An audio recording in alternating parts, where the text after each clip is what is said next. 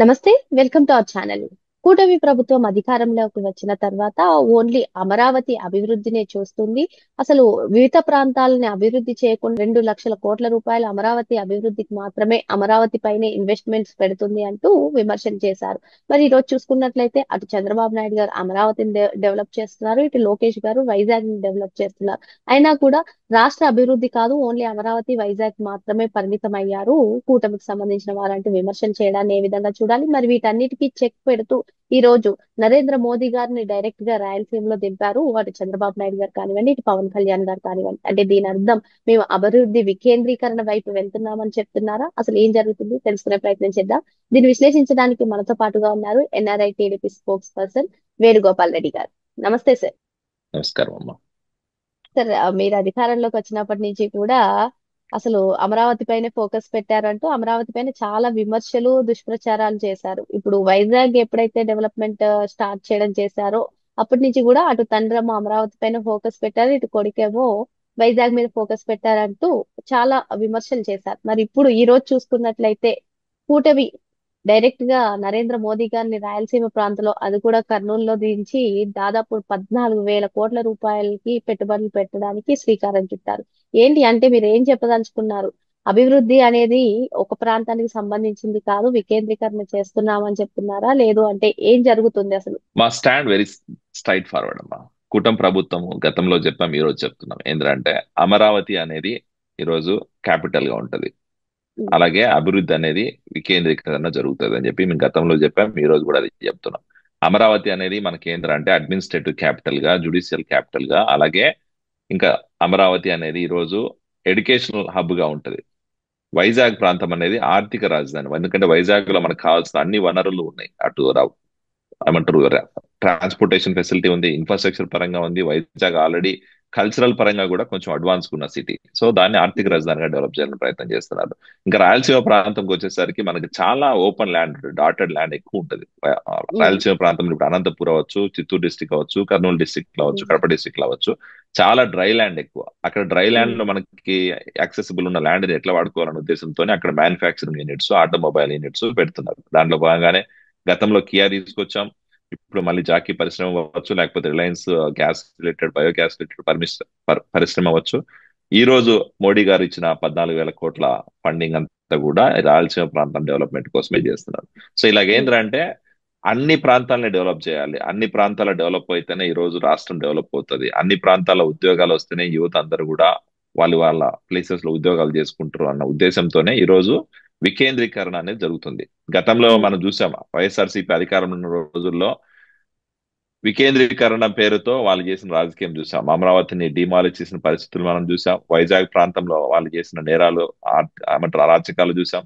రాయలసీమ ప్రాంతంలో వాళ్ళు చేసిన భూదందాలు మనం చూసాం. ఈ రోజు అలాంటి పరిస్థితి లేదు. ఈ రోజు ఖచ్చితంగా ఏంటంటే అమరావతి ప్రాంతంలో గతంలో చెప్పిన ప్రకారం, లేకపోతే ఎన్నికల మేనిఫెస్టోలో చెప్పిన ప్రకారం, లేకపోతే అక్కడ రైతులకు ఇచ్చిన హామీ ప్రకారం ప్రతి ఒక్కరికి న్యాయం జరగాలనే ఉద్దేశంతోనే అక్కడ క్వాంటమ్ వాల్యూ డెవలప్ చేశాం. ఎడ్యుకేషనల్ ఇన్స్టిట్యూట్స్ తీసుకొస్తున్నాం. అక్కడ ఆ పరిపాలన రిలేటెడ్ అన్ని పర్మనెంట్ బిల్డింగ్స్ కడుతున్నాం. ఇప్పుడు సచివాలయం అవ్వచ్చు, అసెంబ్లీ ఉమ్, అవ్వచ్చు, లేకపోతే ఎమ్మెల్యే క్వార్టర్స్ అవ్వచ్చు, ఎంపీ క్వార్టర్స్ అవ్వచ్చు, లేకపోతే అందరూ ఐఏఎస్ ఐపీఎస్ క్వార్టర్లు అవ్వచ్చు, లేకపోతే ఎన్ఆర్ఐ రిలేటెడ్ హబ్ అవ్వచ్చు, అన్ని కూడా అమరావతి ప్రాంతంలో డెవలప్ చేస్తున్నాం. వైజాగ్ ప్రాంతంలో ఇప్పుడు మీరు ఒకసారి చూస్తే గతంలో కంటే కూడా భిన్నంగా జరుగుతుంది పరిస్థితి. ఏంటంటే కొన్ని లక్షల కోట్ల పెట్టుబడులు ఈ రోజు వైజాగ్ ప్రాంతానికి వస్తున్నాయి. వైజాగ్ ప్రాంతము అవును. రోజు ఒక, ఏమంటారు, గేమ్ చేంజర్ అవ్వబోతుంది. రాబోయే రోజుల్లో రాష్ట్రానికి ఒక ఉమ్, ఆర్థిక రాజధాని ఎలా ఉండాలో అలాగే బిల్డ్ చేస్తున్నారు. ఇన్ఫ్రాస్ట్రక్చర్ పరంగా ఆల్రెడీ ఉంది. దాన్ని ఇంకా కొంచెం స్కేల్ చేసి అక్కడ పర్యావరణానికి ఎటువంటి హాని జరగకుండా, అక్కడ ఉన్న ప్రజలకు ఇబ్బందులు జరగకుండా ఈ రోజు ఆ ప్రాంతాన్ని అభివృద్ధి చేస్తున్నారు. ఓకే. అలాగే రాయలసీమ ప్రాంతంలో కూడా మనం ముందుగా చెప్పినట్టు ఆటోమొబైల్ మ్యానుఫ్యాక్చరింగ్, తర్వాత ఈ గ్రీన్ ఎనర్జీ రిలేటెడ్ ప్లాంట్స్ అన్ని కూడా తీసుకొచ్చి రాయలసీమ ప్రాంతాన్ని కూడా డెవలప్ చేస్తున్నారు. సో ఖచ్చితంగా మా అజెండా ముందు చెప్పిన ప్రకారం అన్ని ప్రాంతాలు డెవలప్ అవ్వాలా, డీసెంట్రలైజేషన్ ఉమ్. డెవలప్మెంట్ అవ్వాలా, బట్ అమరావతి అనేది రాష్ట్ర రాజధానిగా ఉండాలన్నదే ఆ కూటమి ప్రభుత్వం అజెండా, ఆ కూటమి ప్రభుత్వం స్టాండ్ కూడా. జగన్మోహన్ రెడ్డి సీఎం గా ఉన్నప్పుడు ఏదైతే 3 రాజధానుల ప్రస్తావన తెచ్చారో, మీరు 3 రాజధానులు అనకుండా సేమ్ అదే విధంగా చేస్తున్నారు అనే విమర్శలు వస్తున్నాయి. పేరుకే రాజధాని అమరావతి కానీ పెట్టుబడులన్నీ కూడా వైజాగ్ లో పరిశ్రమలన్నీ కూడా రాయలసీమలో వస్తున్నాయంటూ కొందరు విమర్శిస్తున్నారు. దీనిపైన మీ అభిప్రాయం ఏంటి? అది జగన్మోహన్ రెడ్డి వైఎస్ఆర్సీపీ నాయకుల మాటలమ్మా. నిజంగానే మేము ఆ ఉద్దేశం ఉంటే మేము ఈ రోజు అమరావతి ప్రాంతంలో ఇన్ని ఎడ్యుకేషన్ ఇన్స్టిట్యూట్స్ పెట్టము, క్వాంటమ్ వ్యాలీ ఇనాగరేషన్ చేయము, లేకపోతే అక్కడ పర్మనెంట్ బిల్డింగ్స్ కి ఇనాగరేషన్ చేయము, ఏపీసీఆర్డీఏ బిల్డింగ్ కూడా కట్టము. అది ఉమ్, ఆలోచించుకోవాలి. ఈ రోజు వికేంద్రీకరణ లేకపోతే మూడు రాజధానుల పేర్లతో రాజకీయం చేయాలని ఉద్దేశం రియల్ ఎస్టేట్ వ్యాపారం చేసింది, లేకపోతే ఇంకోటి చేసింది వైఎస్ఆర్సీపీ. మూడు రాజధానుల పేరుతో ఈ రోజు మేము వైజాగ్ రాజధాని అని చెప్పట్లేదు, లేదా కర్నూలు రాజధాని అని చెప్పట్లేదు. అమరావతి క్యాపిటల్, అది ఫిక్స్, దాంట్లో డౌట్ ఏం లేదు. ఈ రోజు ఉమ్, వైజాగ్ ప్రాంతంలో మనకున్న రిసోర్సెస్ అవ్వచ్చు, మనకున్న రిలేటెడ్ అడ్వాంటేజెస్ అవ్వచ్చు, లేకపోతే ఎయిర్పోర్ట్ కానీ లేకపోతే నౌకా దళం కానీ, అన్ని ట్రాన్స్పోర్టేషన్ ఫెసిలిటీస్ వైజాగ్ ఉన్నాయి. అండ్ మనకి కోస్టల్ క్యాడర్, ఉమ్, ఆంధ్రప్రదేశ్ కున్న బిగ్గెస్ట్ అడ్వాంటేజ్ ఏంటంటే కోస్టల్ క్యారిడార్. ఆ కోస్టల్ క్యారిడార్ ఏదైతే ఉందో ఆ క్యారిడార్ మొత్తాన్ని వాడుకోవాలంటే ఖచ్చితంగా ఆ ప్రాంతం డెవలప్ చేయాలి. ఆ ప్రాంతంలోనే మనకి ఎక్కువ రిసోర్సెస్ ఉన్నాయి. అండ్ ఇంకోటి ఏంటంటే అమ్మా, ఇప్పుడు కంపెనీస్ ఇన్వెస్ట్ చేయాలంటే ఎవరైనా కూడా ఆల్రెడీ రిసోర్సెస్ అవైలబుల్ ఉన్న place, already eco system build అయిన ప్లేస్ లో అయితే కొంచెం ఈజీగా ఇన్వెస్ట్మెంట్స్ వస్తాయి, మనం అట్రాక్ట్ చేయడం కూడా ఉమ్, చాలా ఈజీ అవుతుంది. ఉమ్, అందుకని ఈ రోజు వైజాగ్ ప్రాంతాన్ని ఐటీ సెక్టార్ కి ఐటీ హబ్ గా చేయాలని ప్రయత్నం చేస్తున్నాం. ఎందుకంటే అక్కడ ఆల్రెడీ ఉమ్, మిక్స్డ్ కల్చర్ ఉంది. ఇప్పుడు ఉమ్, సెంట్రల్ గవర్నమెంట్ చాలా కంపెనీస్ అక్కడ ఉన్నాయి, central government related. Mixed culture అనేది ఎప్పటి నుంచో వైజాగ్ ప్రాంతంలో ఉంది. దానికి ఉన్న అడ్వాంటేజెస్ ని మనం వాడుకోవాలి. అంతేగాని ఇప్పుడు మనం మొత్తం స్క్రాచ్ నుంచి బిల్డ్ చేస్తాను అని చెప్పి మేము ఎప్పుడు చెప్పలేదు. అలాంటి అలాంటి పంతాలు కూడా మా ప్రభుత్వం ఎప్పుడు నడవలేదు.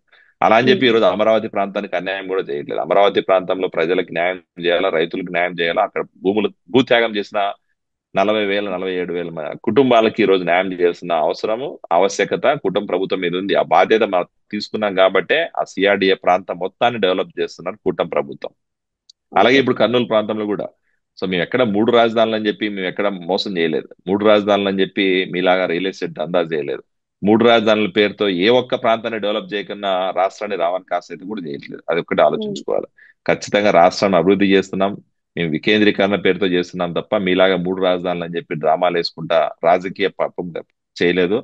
మీ స్వార్థం కోసం రాష్ట్రాన్ని అయితే నాశనం అయితే చేసే ఆలోచన కూటమి ప్రభుత్వానికి లేదని చెప్పి కూడా మేము చెప్తున్నాం. Okay sir. ఇక్కడ ఒక 2 పాయింట్స్ వైసీపీ నుంచి రేస్ చేస్తున్నారు సార్. మీరు ఏదైతే రియల్ ఎస్టేట్ చేయలేదంటున్నారో, కానీ అమరావతిలో రియల్ ఎస్టేట్ వ్యాపారం కోసమే మరోసారి భూసేకరణ అంటూ ప్రస్తావన తెచ్చారని, మరి ఇంకొకటి వైజాగ్ లో భూములన్నీ కూడా చౌక ధరలకు పరిశ్రమలకు ఇచ్చేయడం వెనక చాలా కుట్ర ఉందని చెప్పి ఈ 2 పాయింట్స్ రేస్ చేస్తున్నారు. ఈ రెండు అంశాలపైన మీ అభిప్రాయం? ఇక రెండు పాయింట్స్ కూడా వ్యాలిడ్ పాయింట్స్, ఆన్సర్ చేయాల్సిన అవసరం ఉంది. ఒకటేమో అమరావతి ప్రాంతంలో రైతుల దగ్గర ఏదైతే ల్యాండ్ తీసుకున్నామో ఆ ల్యాండ్ లో ఏ ఒక్క గజం ల్యాండ్ అయినా కూడా ఎవరికైనా ఇచ్చామా? ప్రైవేట్ వ్యక్తులకి ఇవ్వలేదు. ఏ వ్యక్తికి కానీ అక్కడ గజం ల్యాండ్ ఇవ్వట్లేదు. అక్కడ ఏదైనా ల్యాండ్ అలాట్ చేస్తున్నామంటే అది గవర్నమెంట్ బిల్డింగ్స్ కి, గవర్నమెంట్ ఆఫీసెస్ కోసము, లేకపోతే పెట్టుబడులు పెట్టే కంపెనీల కోసమే ల్యాండ్ ఇస్తున్నాం అమరావతి ప్రాంతంలో. మరి అక్కడ భూదందా ఎక్కడ జరుగుతుంది? ఎక్కడ మేము రైతుల దగ్గర తీసుకున్న ప్రతి ఎకరా ల్యాండ్ కి కట్టుబడి ఉన్నాం. వాళ్ళకి ల్యాండ్ ఈ రోజు 1000 గజాల్లో ల్యాండ్ ఇవ్వడానికి. సిఆర్డిఏ ప్రాంతం మొత్తం డెవలప్ అయితే ఆటోమేటిక్ ఆ ప్రాంతం మొత్తం అంతా కూడా డెవలప్ అవుతారు, ఆ రైతులు బాగుపడుతున్న ఉద్దేశంతోనే ఈ రోజు ఆ రైతులు స్వతహాగా చాలా మంది ముందుకు వచ్చి ఇంకా కావాలంటే మేము ఎక్స్ట్రా ల్యాండ్ ఇస్తాం, మీరు డెవలప్ చేయండి అని చెప్పి ఉద్దేశంతో వచ్చారు. ఆ ప్రపోజల్ లో భాగంగానే సెకండ్ ఫేజ్ ల్యాండ్ అక్వైజేషన్ పోవాలని ప్లాన్ చేసింది గవర్నమెంట్. ఉమ్, అంతేగాని ఉమ్, మేము ఎక్కడ అక్వైర్ చేయలేదు. ఒకవేళ ఇప్పుడు నిజంగానే అక్వైర్ చేయాలని ఆలోచన ఉంటే గతంలో లాగానే ఇప్పుడు గతంలో 36,000 ఎకరాలు ఎట్లయితే చేసామో ఈ రోజు మళ్ళీ 40,000 ఎకరాల ల్యాండ్ అక్వైర్ చేసి ఉండొచ్చు, రైతులను ఏదో రకంగా ఇబ్బంది చేసి. బట్ మా ఆలోచన అది కాదు. రైతులు ఇబ్బందులు పడకన్నా వాళ్ళు నిజంగానే సంతోషంగా భూములు ఇస్తేనే గవర్నమెంట్ తీసుకుంటది. సో ఈ రోజు కాకపోతే రేపు ఇస్తారు, ఏకని ఎందుకు పోతారు? ఎందుకంటే ఇప్పుడు సిఆర్డీఏలో ఏదైతే 36,000 ఎకరాల ల్యాండ్ ఉందో ఆ 36,000 ఎకరాల ల్యాండ్ డెవలప్ అయితే ఆటోమేటిక్ గా ఇస్తారు మిగతా ల్యాండ్ కూడా. సో దాంట్లో ఎక్కడ ఉమ్, మేము భూదందా చేయాల్సిన అవసరం లేదు, మేము రైతుల దగ్గర బలవంతంగా భూములు లాక్కునే అవసరం కూడా లేదు. ఇంకా రెండోది, వైజాగ్ ప్రాంతంలో మేము ఈ రోజు ఏదో అక్కడ ఫ్రీగా ల్యాండ్ ఇస్తున్నాము, 99 పైసలకి ల్యాండ్ ఇస్తున్నాం అని చెప్పి వైసీపీ ప్రచారం చేస్తుంది. అవును. ఎవరైతే నిజంగా రేపు పొద్దున మన జీడిపి గ్రోత్ కోసం సహాయపడతారో వాళ్ళకి మాత్రమే 99 పైసలకు ల్యాండ్ ఇస్తున్నాం. ఎవరికైనా ఉమ్, వ్యక్తులకు ఇచ్చామా? ఎవరికైనా ఎమ్మెల్యేలకు ఇచ్చామా? ఎవరికైనా తెలుగుదేశం పార్టీ కార్యకర్త కానీ కూటమి కార్యకర్తలకు ఇచ్చామా? లేదు కదా. మరి మీ ప్రాబ్లం ఏంది అంటే రాష్ట్రానికి పెట్టుబడులు తీసుకురావాలని కూడా ప్రాబ్లమే. మీరు ఒకసారి ఆలోచన ఉమ్, చేస్తే అమ్మా, గతంలో SEZ అని ఒకటి ఉంటుంది హైదరాబాద్ ఉమ్, చుట్టుపక్కల. ఈ రోజు మైక్రోసాఫ్ట్ ఆఫీస్ అవ్వచ్చు, విప్రో ఆఫీస్ అవ్వచ్చు, పొలారిస్ అవ్వచ్చు, లేకపోతే ఐసిఐసిఐ బ్యాంక్ అవ్వచ్చు, అమెజాన్ ఈ రోజు పెట్టిన సెంటర్ అవ్వచ్చు, వీటన్నిటిని కూడా SEZ ల్యాండ్స్ అసైన్ చేశారు. SEZ ల్యాండ్ ఆ రోజు ఏ బేసిస్ లో అసైన్ చేశారు? ఉమ్, కంపెనీలు ఇన్వెస్ట్మెంట్ చేస్తాయని చేశారు. ఆ SEZ లో ఈ రోజు ఆంధ్రప్రదేశ్ గవర్నమెంట్ అసైన్ చేసిన ల్యాండ్ కూడా కేవలం పెట్టుబడుల ఆకర్షణ కోసం తప్ప ఇక్కడ ఎక్కడ అవినీతి జరగట్లేదు, ఇక్కడ ఎక్కడ భూ అక్రమాలు జరగట్లేదు అని చెప్పి మనం గమనించాలి. వైసీపీ చేస్తున్న ప్రచారం అంతా కూడా ఏంటంటే వాళ్ళు వాళ్ళకి ప్రజల్ని ఎట్లా డైవర్ట్ చేయాలనేది వాళ్ళకి తెలుసు, ఆ ప్రజల్ని ఓకే. ఎట్లా ఏమంటారు మోసం చేయాలనేది వాళ్ళకి తెలుసు. అలాంటి ఆలోచనలోనే వాళ్ళు పోతున్నారు తప్ప జరుగుతున్న వాస్తవాల గురించి ఆలోచన చేసి దాన్ని అర్థం చేసుకొని మాట్లాడే పరిస్థితి వైసీపీకి లేదని మనకు అర్థమైపోతుంది. Okay sir. మరి కూటమి ప్రభుత్వం ఎప్పుడూ కూడా ఒక ప్రాంతాన్ని అభివృద్ధి చేయాలని చూడదని చెప్పి డీసెంట్రలైజేషన్ కి ప్రిఫరెన్స్ ఇస్తుందని చెప్పి వేణుగోపాల్ రెడ్డి గారు చెప్తున్నారు. మరో అంశంతో మళ్ళీ కలుద్దాం. Thank you sir. Thank you అమ్మా.